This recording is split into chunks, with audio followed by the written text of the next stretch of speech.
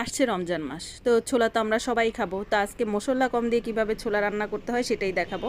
তো প্রথমে সরিষার তেল দিয়ে দিব পরিমাপ মতো, তারপর পেঁয়াজ 2টা বড় সাইজের দিয়েছি কুচি করে কেটে, আর কাঁচামরিচটা আপনাদের ইচ্ছা অনুযায়ী আমি 4-5টা এখানে কুচি করে নিয়েছি।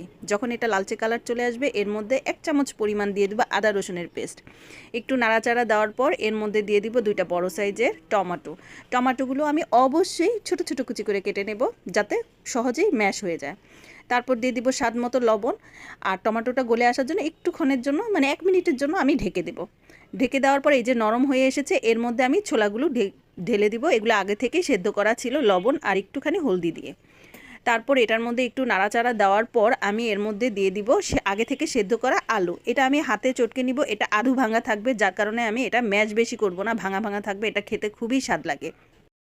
তারপর কিছুক্ষণ আমি এটা ভাজাভাজি করব। এর মধ্যে কিন্তু অন্য এক্সট্রা কোনো মশলা যাবে না। একটু স্বাদ মতো লবণ দিয়ে দিব, সবশেষে ভাজা জিরার পাউডার 1 চামচের মতো দিয়ে দিব। এভাবে বানিয়ে দেখবেন। আমার মেয়েটার মুখে ঘা হয়েছে, ও মশলা এখন খেতেই চাচ্ছে না, তো আমি এভাবে রান্না করে দিয়েছি, অনেক মজা হয়েছে। আপনারাও ট্রাই করবেন। ধন্যবাদ দেখার জন্য।